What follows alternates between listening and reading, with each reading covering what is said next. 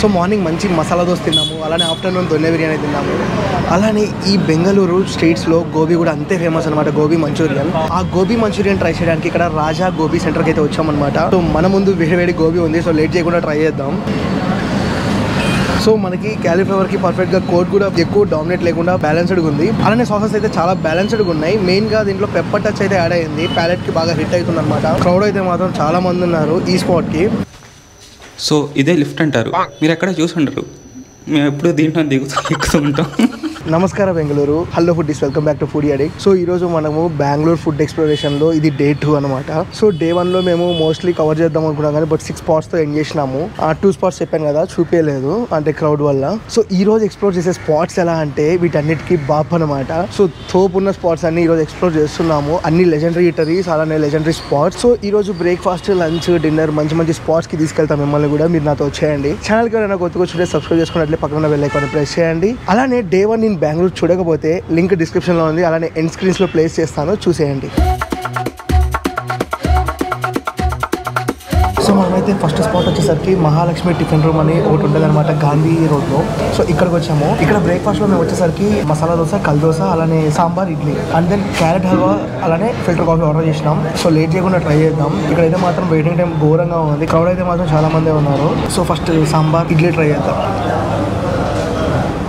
మనకి ఇడ్లీ అయితే లిటరల్లీ చాలా సాఫ్ట్ ఉంది, మెల్ట్ అయిపోతుంది. అంటే మనకి సాంబార్లో ఇంతసేపు సోక్ అయింది కదా. అండ్ వడ, సో అంటారు కదా మినప్పప్పు లేదు, ఫ్లేవర్ చాలా బాగా తెలుస్తుంది. సో వడ కూడా చాలా సాఫ్ట్గా ఫ్లేవర్ఫుల్గా ఉంది.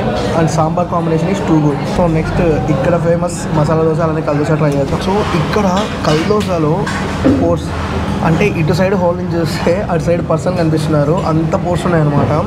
సో దీన్ని చట్నీ కాంబినేషన్లో ట్రై చేద్దాం. ఇక్కడ వచ్చేసరికి మిర్చి బేస్ చట్నీ ఇస్తున్నారు అండ్ వాటరీ ఉంది కాబట్టి ఈజీగా సోక్ అయిపోతుంది దోశ. క్రేజీ అంటే క్రేజీ. మనకి శనగపప్పు, పచ్చిమిర్చి వేస్ట్ వచ్చిన చట్నీ అండ్ ఇది మనకి పోర్స్ ఉండడం వల్ల ఈజీగా ఇన్ఫ్యూజ్ అవుతుంది ఒకసారి డిప్ చేస్తే. సో ఇప్పుడు సాంబార్తో ట్రై చేద్దాం. సాంబార్లో మనకి ఆ ధనియా ఫ్లేవర్ మాత్రం ప్యాలెట్కి మంచిగా హిట్ అవుతుంది. So next masala dosa try చేద్దాం. సేమ్ అనమాట, బెంగళూరులో మనం ఎక్కడికి వెళ్ళినా కానీ లైక్ ఒక సైడ్ క్రిస్ప్ ఉంటుంది, లోపల సాఫ్ట్ స్పాంజీ టైప్ ఉంటుంది అండ్ మసాలా స్టఫ్. కాకపోతే ఇక్కడ ఏం చేస్తున్నారంటే ఆ మసాలా వేయక ముందు చట్నీ స్ప్రెడ్ చేస్తున్నారు అనమాట. సో వీళ్ళ టెక్నిక్ అది. ఇక్కడ చట్నీ మెయిన్ అని చెప్తా, శనగపప్పు మిర్చి వేసింది కదా, ఆ చట్నీ అన్నిటికీ చాలా బాగా పేరు అవుతుంది. ఇక్కడ మాత్రం నాకు స్పెషల్లీ గీ అరోమా తెలుస్తుంది అండ్ ఆ క్రిస్పీనెస్ తెలుస్తుంది. అంటే ప్రీవియస్ వాటిలో నాకు గీ అరోమా అంతా హిట్ అవ్వలే, బట్ ఇక్కడ మాత్రం గీ అరోమా అయితే చాలా ఉంది, హయ్యర్ సైడ్, అది బాగా తెలుస్తుంది గీ ఫ్లేవర్. సో మనకి కిస్మిస్తో లోడ్ చేసి ఇచ్చిన క్యారెట్ హల్వా. క్యారెట్ అనేది బాయిలింగ్ పర్ఫెక్షన్కి వచ్చింది. అంటే మనకి క్యారెట్ ఉంటాయి కదా తురుము, అది తెలుస్తుంది అండ్ కరెక్ట్గా బాయిల్ అయింది విత్ పర్ఫెక్ట్ స్వీట్నెస్. టేస్ట్ అయితే చాలా బాగుంది. ఏదో ఇక్కడ ఏం ట్రై చేసినా టేస్ట్ అయితే చాలా మంచిగా ఉంది. అండ్ ఇంకా కాంప్లిమెంట్కి సపరేట్గా చెప్పాల్సిన అవసరం లేదు, ట్రై చేసిన ఆ ఫ్లేవర్ మాత్రం సేమ్. సో ఇప్పుడైతే మనము మహాలక్ష్మి టిఫిన్ రూమ్లో ఫుడ్ ట్రై చేసాం కదా. సో నేరుగా అక్కడ నుంచి దగ్గరలో ఉన్న ఉడిపి శ్రీకృష్ణ భవన్కి అయితే వచ్చామన్నమాట. సో మనకి ఇక్కడ బెంగళూరు స్ట్రెచ్ తీసుకుంటే ఆ బ్రేక్ఫాస్ట్ అనేది సేమ్ ఉంటుంది. మన తిరుపతికి వస్తే ఎగ్ దోశ తప్ప ఇంకేం ఆప్షన్స్ కనిపించవు దోశల్లో. అలానే వీళ్ళ సైడ్ వచ్చేసరికి మసాలా దోశ, బట్ ఇక్కడ మాత్రం సాగు దోశ అని కొంచెం డిఫరెంట్గా కనిపించింది. సో ఒక సాగు దోశ, అలానే ఒక మసాలా దోశ, ఇడ్లీ, వడ అండ్ ఇక్కడ కారాబాత్ ఆర్డర్ చేసినాం. సో ట్రై చేద్దాం. సో ఇప్పుడు మనము అక్కడ ట్రై చేసేసరికి ఒక సైడ్ క్రిస్ప్, ఒక సైడ్ సాఫ్ట్ ఉంది కదా, బట్ ఇది అయితే కంప్లీట్గా కల్ దోశ లాగా ఉంది చూడడానికి. దాని లోపల మసాలా స్టఫ్. ఇక్కడ కొంచెం యూనిక్నెస్ ఏమంటే లోపల కారం స్ప్రెడ్ చేసి దాని మీద మసాలా పెడుతున్నారు మేకింగ్లో.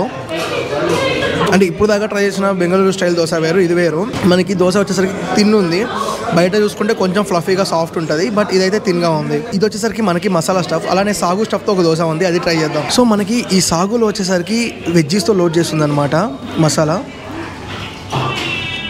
ఈ సాగు వచ్చేసరికి డ్రై కోకోనట్ ఫ్లేవర్ మంచిగా తెలుస్తుంది. ఇది కొంచెం యూనిక్ అనమాట. ఈ కైండ్ ఆఫ్ స్టఫ్ అయితే ఇప్పుడు ట్రై చేయలే, బాగుంది టేస్ట్ అయితే.